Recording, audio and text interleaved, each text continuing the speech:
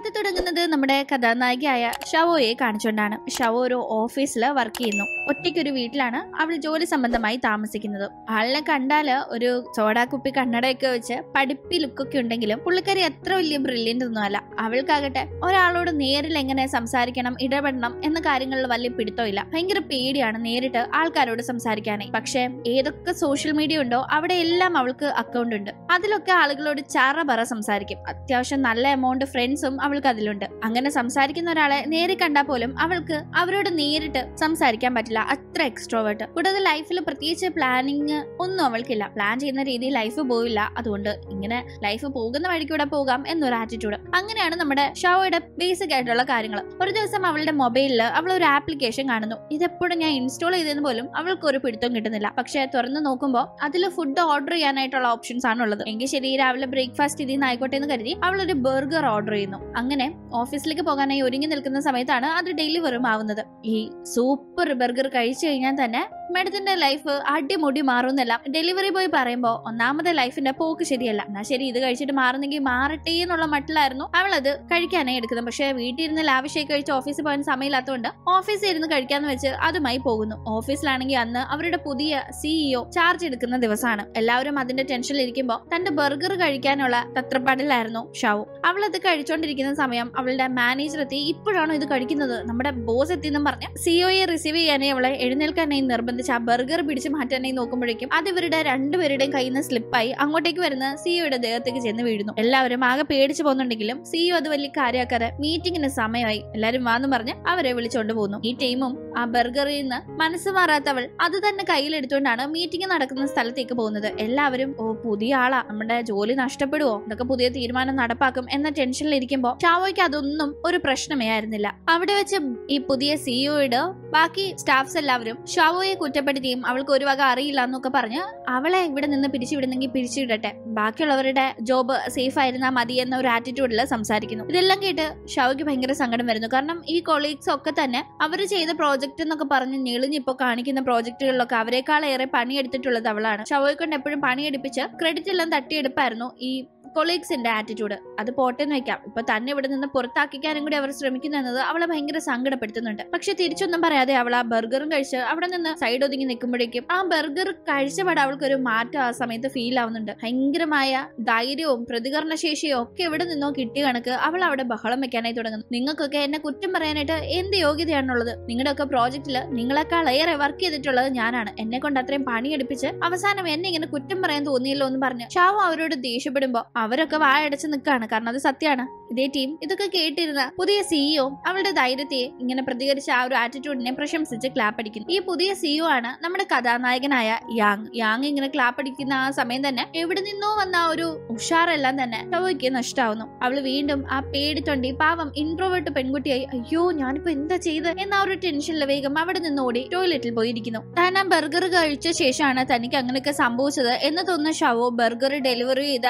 ആളെ വിളിക്കുന്നു. എന്താണോ താൻ ആ ബർഗറിൽ മിക്സ് ചെയ്തത്, എന്തെങ്കിലും ഡ്രഗ്സോ മറ്റാണോ, അത് കഴിച്ചപ്പോ എനിക്ക് മൊത്തത്തിൽ ഒരു മാറ്റം വന്നല്ലോ എന്നെല്ലാം അവള് ചോദിക്കുമ്പോ അയ്യോ പേടിക്കാൻ മാത്രം ഒന്നുമില്ല മാഡം, അതിനകത്ത് കഴിക്കുന്ന ആളുടെ കോൺഫിഡൻസ് ബൂസ്റ്റ് ചെയ്യുന്ന ചില കാര്യങ്ങളുണ്ട്, അത്രേ ഉള്ളൂ, ഒന്നുമില്ല കുഴപ്പമെന്നൊക്കെ പറഞ്ഞ് അയാൾ ഷവോയെ സമാധാനിപ്പിക്കുന്നു. ഷവോയ്ക്ക് പക്ഷെ അപ്പോഴും താൻ ഈ പറഞ്ഞ കാര്യങ്ങൾ മൂലം അവളുടെ കൊളീഗ്സിന് വല്ല പ്രശ്നം വരുമോ, അവര് തന്നെ ഏത് രീതിയിൽ ട്രീറ്റ് ചെയ്യും എന്ന പേടിയൊക്കെ ഉണ്ട്. അതുകൊണ്ട് കൊളീഗ്സിനെ ഈ ബോസ് ഒന്നും വഴക്കൊന്നും പറയാതെ കാര്യങ്ങൾ മുന്നോട്ട് കൊണ്ടുപോകാനായി അവൾ പുതിയ CEO ആയ യാങ്ങിനോട് സംസാരിക്കാനായി തക്കം നോക്കിയിരിക്കുകയാണ്. ഓഫീസിൽ വെച്ച് അതിനൊരു ഗ്യാപ്പ് അവൾക്ക് ലഭിക്കുന്നില്ല. അതുകൊണ്ട് പുറത്ത് വെച്ച് യാങ്ങിനോട് സംസാരിക്കാനായി യാങ്ങിനെ ഫോളോ ചെയ്തു പോകുന്ന ഷവോ യാങ്ങിനെ ഒരാൾ പിക് പോക്കറ്റ് അടിക്കുന്നത് കാണുന്നു. യാങ്ങിന്റെ ഫോണാണ് മോഷണം പോകുന്നത്. അത് കണ്ട് അപ്പോ റിയാക്ട് ചെയ്യാനായി ഷവോയ്ക്ക് പെട്ടെന്ന് കഴിയുന്നില്ല. അവൾ ഇൻട്രോവേർട്ട് ആയതുകൊണ്ട് തന്നെ ഭയങ്കരമായ ഒരു പേടിയും കോൺഫിഡൻസ് കുറവും ഒക്കെ ഉണ്ട് എപ്പോഴും. ഇപ്പൊ എന്താ ചെയ്യാന്ന് ഓർക്കുന്ന അവൾ വേഗം തന്നെ ആ ഒരു ഡെലിവറി ബോയെ ഫോൺ ചെയ്ത് തനിക്ക് ആ കോൺഫിഡൻസ് കൂട്ടുന്ന ബർഗർ ഒരു പീസും കൂടി വേണോ എന്ന് പറയാണ്. അത് ഓർഡർ ചെയ്ത് കഴിയുമ്പോഴേക്കും ഡെലിവറി ബോയ് വരുന്നുണ്ട്. പക്ഷെ ഇത്തവണ കൊണ്ടുവന്നിരിക്കുന്നത് ബർഗർ അല്ല, നൂഡിൽസ് ആണ്. ഇത് കുറച്ചുകൂടെ കോൺഫിഡൻസ് കൂട്ടുന്ന ഫുഡാണെന്ന് പറഞ്ഞ് അത് കൊടുക്കുമ്പോൾ അധികം സമയമില്ല, എനിക്കൊരു കള്ളനെ പിടിക്കണം, എന്നെ സഹായിക്കാമോ എന്ന് ചോദിക്കുമ്പോൾ ഡെലിവറി ബോയ് സമ്മതിക്കുന്നു. അങ്ങനെ അവൻ വന്ന അതേ വണ്ടിയിൽ തന്നെ ഷാവു ആ ഒരു ഫുഡ് കഴിച്ചുകൊണ്ട് കള്ളനെ പിടിക്കാനായി കൂടെ പോവുകയാണ്. അങ്ങനെ ആ ഒരു ഫുഡ് കഴിച്ച് ഫോമിലാവുന്ന ഷാവു വേഗം തന്നെ കള്ളനെ പോയി പിടിച്ച് കൈകാര്യം ചെയ്ത് ഫോണും തിരിച്ചു വാങ്ങി അത് യാങ്ങിന് കൊടുക്കാനായി പോകുന്നു. യാങ് സത്യം പറഞ്ഞാൽ പോക്കറ്റ് അടിച്ച് ഫോൺ നഷ്ടപ്പെട്ട കാര്യം പോലും അപ്പൊ അറിഞ്ഞിട്ടുണ്ടായിരുന്നില്ല. ഹെൽപ്പ് ചെയ്തതിന് അവൻ താങ്ക്സ് പറയുമ്പോ ഇപ്പൊ വളരെയധികം കോൺഫിഡന്റ് ആയിട്ട് വേറെ ലെവലിൽ നിൽക്കുന്ന നമ്മുടെ ഷവോ യാങ്ങിനെ നിങ്ങൾ നല്ല ഹാൻസം ആണെന്ന് പറഞ്ഞ് പ്രപ്പോസ് ചെയ്യാനായി പോകുമ്പോഴേക്കും അവനാകെ പതറുന്നുണ്ട്. ഇത് തന്റെ സ്റ്റാഫല്ലേ, ഇവൾ എന്തേ കാണിക്കാൻ പോകുന്നതെന്ന്. പക്ഷെ ആ സമയത്ത് ബോധം വന്നില്ലെങ്കിലും അടുത്ത നിമിഷം താൻ ചെയ്യാൻ പോയ കാര്യം ഫുഡ് കഴിച്ചു വന്ന ആ ഒരു കോൺഫിഡൻസ് ഒക്കെ മാറുമ്പോ ഷാവോയ്ക്ക് മനസ്സിലാവുന്നു അവൾ നിന്ന നിപ്പില് ഒരൊറ്റ ഓട്ടമായിരുന്നു അവിടെ നിന്ന്. ആ ഒരു ഫുഡിന്റെ കോൺഫിഡൻസ് ഉള്ള സമയത്ത് മാത്രമാണ് അവൾ ഇത്രയും സൂപ്പറായിട്ട് കാര്യങ്ങൾ ഡീൽ ചെയ്യുന്നതും ആൾക്കാരോട് വളരെ ഓപ്പൺ ആയി സംസാരിക്കുന്നതും ഒക്കെ. അല്ലാത്തപ്പോ ആളുകളുടെ നിഴല് കണ്ട പോലും ഓടുന്ന അത്രയധികം ഇൻട്രോവേർട്ട് ആണ് അവൾ.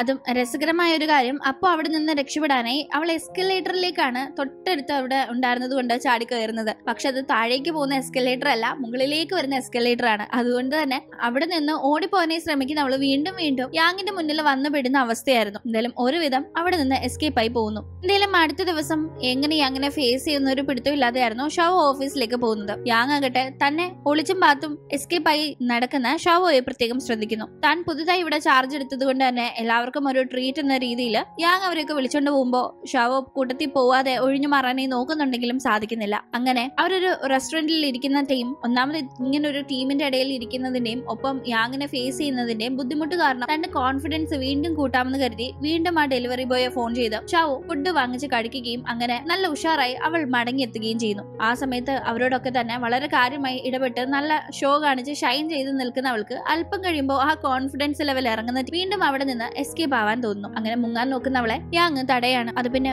ഒരു അബദ്ധത്തില് ഞാൻ കിസ് ചെയ്ത് പോയതാണെന്ന് പറഞ്ഞ് അവൾ സോറി പറയുന്നു. കൂടാതെ സാറ് പുതിയതായിട്ട് ഓഫീസിൽ ചാർജ് എടുത്തതല്ലേ, പ്ലീസ് അവിടുത്തെ സ്റ്റാഫ്സിനെ ആരെയും പിരിച്ചുവിടരുത്. ഞാൻ ആ കാര്യത്തെ പറ്റി സാറിനോട് റിക്വസ്റ്റ് ചെയ്യാനായിട്ടാ ഇന്നലെ പിറകെ വന്നത്. അപ്പോഴാ അങ്ങനെയൊക്കെ സംഭവിച്ചതെന്ന് പറഞ്ഞു അവൾ യാങ്ങിനോട് മനസ്സിലെ കാര്യങ്ങൾ സംസാരിക്കുന്നു. ഓ, അപ്പോ കാര്യങ്ങൾ സംസാരിക്കാനല്ലേ എന്റെ പിറകെ വന്നത്, അല്ലാതെ എന്നോടുള്ള പ്രത്യേക താല്പര്യം കൊണ്ടല്ല എന്ന് അവൻ ഓർക്കുന്നു. എന്നാലും അവളെ അങ്ങനെ വെറുതെ വിടാൻ തയ്യാറല്ലാതെ അവൻ നീ പറയുന്ന കണക്ക് ആരെയും പിരിച്ചുവിടാതെ എല്ലാവരെയും ഓഫീസിൽ തന്നെ വെക്കണമെങ്കിൽ ഞാൻ പറയുന്ന ചില കാര്യങ്ങൾ കേൾക്കണം. നീ ഇനി മുതൽ എന്റെ അസിസ്റ്റന്റ് ആയി കൂടെ നിന്ന് അതൊക്കെ ചെയ്തേ പറ്റൂന്നും പറഞ്ഞ് യാങ് ഷാവോയും കൂട്ടിക്കൊണ്ട് മറ്റൊരു സ്ഥലത്തേക്ക് പോകുന്നു. പക്ഷേ ഓൾറെഡി കോൺഫിഡൻസിന്റെ ഫുഡ് കഴിച്ച് കോൺഫിഡൻസ് ലെവൽ കയറി പോയിട്ട് ഇപ്പൊ വീണ്ടും ഇറങ്ങി നിൽക്കുന്ന അവസ്ഥയിൽ അവൾക്ക് അവിടെ പിടിച്ചു നിൽക്കാനേ കഴിയുന്നില്ല. അവൾ അവിടെ നിന്ന് കൂട്ടിക്കൊണ്ട് വന്ന യാങ്ങിന്റെ സമ്മതം ഇല്ലാതെ ഇറങ്ങി പോകുന്നുണ്ട്.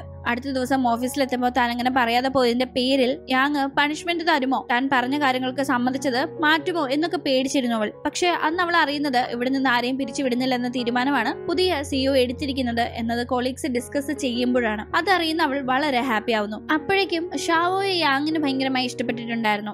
അവൾ ഈ ബോൾഡായി സംസാരിക്കുന്ന ആ ഒരു ക്യാരക്ടറാണ് അവനപ്പോ കൂടുതലായി ഇഷ്ടപ്പെട്ടിരിക്കുന്നത്. അവൻ അറിയില്ലല്ലോ ഇവളിങ്ങനെ ഫുഡ് കഴിച്ച് വ്യത്യസ്തയായി മാറുന്നതാണെന്ന്. പാവമായി ഇവൾ അഭിനയിക്കുന്നതാണ്. യഥാർത്ഥത്തിൽ ഇവൾ നല്ല ബോൾഡായ പെൺകുട്ടിയാണെന്നാണ് അവന്റെ വിചാരം. അങ്ങനെ അവൻ അവളെ പ്രപ്പോസ് ചെയ്യുന്നു. അവളപ്പോ അത് അക്സെപ്റ്റ് ചെയ്യുന്നുണ്ട്. കാരണം ഇനി അങ്ങനെ അക്സെപ്റ്റ് ചെയ്യുന്നില്ല എന്ന് പറഞ്ഞു കഴിഞ്ഞാൽ ഒരു പക്ഷേ ജോലി എല്ലാം പറഞ്ഞു വിട്ടാലോ എന്നൊരു പേടി അവൾക്കുണ്ടായിരുന്നു. അങ്ങനെ ഡേറ്റിംഗ് സ്റ്റാർട്ട് ചെയ്തതിന്റെ ഭാഗമായി പുറത്തേക്കൊക്കെ പോകാനായി യാങ് ഷാവോയെ ക്ഷണിക്കുന്നു. ഷാവോ അങ്ങനെ ഒരുങ്ങി അവിടെ ചെല്ലുമ്പോൾ ജോലി തിരക്കുണ്ടെന്ന് പറഞ്ഞ് രാവിലത്തെ ഡേറ്റിംഗ് ഉച്ചക്കത്തേക്കും, ഉച്ചക്കത്തെ ഡേറ്റിംഗ് പിന്നീട് വീണ്ടും ജോലി തിരക്ക് കാരണം വൈകിട്ടത്തേക്കും, വൈകിട്ടത്തെ ഡേറ്റിംഗ് വീണ്ടും പിന്നത്തേക്കും ഒക്കെ അവൻ മാറ്റി വെക്കുമ്പോൾ അവൾക്ക് ഭയങ്കരമായ ദേഷ്യം വരുന്നു. ഞാനായിട്ട് എന്നെ പുറത്ത് കൊണ്ടുപോകാന്ന് ചോദിച്ചാൽ അയാളായിട്ട് എന്നെ പുറത്ത് കൊണ്ടുപോകാന്ന് പറഞ്ഞിട്ട് ഇയാൾക്ക് എന്തിപ്പോ പുറത്ത് കൊണ്ടുപോകാൻ ഇത്ര ബുദ്ധിമുട്ട് എന്ന രീതിയിലാണ് അവളുടെ നിപ്പ്. അതുകൊണ്ട് തന്നെ ദേഷ്യം വരുന്ന അവൾ ഇങ്ങനെ എന്നെ പറ്റിക്കുന്ന അവനെ ഒരു പാഠം പഠിപ്പിക്കണമല്ലോ എന്നോർത്ത് വീണ്ടും കോൺഫിഡൻസ് വരാനായി ഫുഡ് ഓർഡർ ചെയ്യുന്നു. ഭയങ്കര ഉഷാറില് യാങ്ങിനെ കാണാനായി ചെല്ലുന്നു. നിങ്ങൾക്ക് വേണ്ടി ഞാൻ രാവിലെ തൊട്ട് 3 സമയത്താ ഒരുങ്ങി കെട്ടി നിന്നത്. എന്നെ ഡേറ്റിനെ പുറത്ത് കൊണ്ടുപോകാൻ ഫുഡ് കഴിക്കാന്നൊക്കെ പറഞ്ഞിട്ട് ഒന്നും ചെയ്തില്ല എന്ന് അവള് കംപ്ലൈന്റ് പറയുമ്പോ അത് പിന്നെ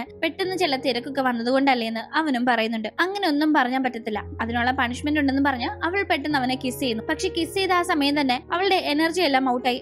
മതി മതി, ഇത്രയും സമയം സ്പെൻഡ് ചെയ്താൽ മതി എന്ന് പറഞ്ഞ് അവൾ അവിടെ നിന്ന് എസ്കേപ്പും ആകുന്നു. അങ്ങനെ പിന്നീട് ഓഫീസിൽ വെച്ച് കാണുമ്പോൾ മറ്റുള്ളവര് തങ്ങളുടെ റിലേഷൻഷിപ്പ് അറിയരുതെന്ന രീതിയിലാണ് ഷാവോ പെരുമാറുന്നത്. അത് യാങ്ങിന് മനസ്സിലാവുന്നില്ല. നീ എന്തിപ്പോ ഇങ്ങനെ പറയുന്നത്? നമ്മുടെ റിലേഷൻഷിപ്പ് മറ്റുള്ളവർ അറിഞ്ഞ എന്താ കുഴപ്പം? നീ ചില സമയം ഭയങ്കര കോൺഫിഡന്റ് ആയ ഒരാളെ കണക്കാണല്ലോ പെരുമാറുന്നത്. പക്ഷെ ഇപ്പൊ പോലെ ചില സമയത്ത് തീർത്തും വളരെ ലോ ആയിട്ടും പെരുമാറും. എന്താ ഇങ്ങനെയെന്ന് അവൻ അവളോട് ചോദിക്കുന്നു. നിന്നെ മനസ്സിലാക്കാനേ കഴിയുന്നില്ല, പല സമയത്തും പല രീതിയിൽ പറ, എന്താ നിനക്ക് പ്രശ്നം വല്ല ഉണ്ടോ എന്നെല്ലാം അവൻ ചോദിക്കുമ്പോൾ അവൾക്ക് എന്ത് പറയണമെന്നറിയില്ല. അവൻ തന്നിലെ ആ ഒരു കോൺഫിഡൻസ് ഉള്ള ക്യാരക്ടറിനെയാണ് ഇഷ്ടപ്പെടുന്നത്. ആ ക്യാരക്ടർ യഥാർത്ഥത്തിൽ താനല്ല, താൻ അത് പ്രിറ്റൻഡ് ചെയ്യുന്നതാണ് എന്നത് അവനോട് പറഞ്ഞാൽ അവനത് എങ്ങനെ എടുക്കും എന്നത് അവൾക്ക് വല്ലാത്ത ടെൻഷൻ ആവുന്നുണ്ട്. അതുകൊണ്ട് തന്നെ അവൻ ചോദിച്ച ചോദ്യങ്ങൾക്കൊന്നും മറുപടി കൊടുക്കാതെ അവൾ അവിടെ നിന്ന് പോകുന്നു. എന്തേലും ഇവരുടെ റിലേഷൻഷിപ്പ് അങ്ങനെ കൊളീഗ്സിന് അറിയില്ല. അതുകൊണ്ട് തന്നെ വീണ്ടും വീണ്ടും മുന്നത്തെ കണക്ക് തന്നെ ഷവോയെ കൊണ്ട് അവർ പണിയെടുപ്പിക്കുകയും അവൾക്ക് ഓരോ പ്രശ്നങ്ങൾ ഉണ്ടാക്കി കൊടുക്കുകയും ഒക്കെ ചെയ്യുന്നു. അതൊക്കെ കാണുന്ന യാങ് ആണ് അതിൽ ഇടപെട്ട് അവളെ ഹെൽപ്പ് ചെയ്യുന്നത്. കൂടാതെ അവൾ വളരെ സ്ട്രെസ് ആവുമ്പോൾ ആ സ്ട്രെസ് കുറയ്ക്കാനും ടെൻഷൻ ആവുന്ന സമയത്ത് അവളെ ഒന്ന് കൂളാക്കാനും ഒക്കെ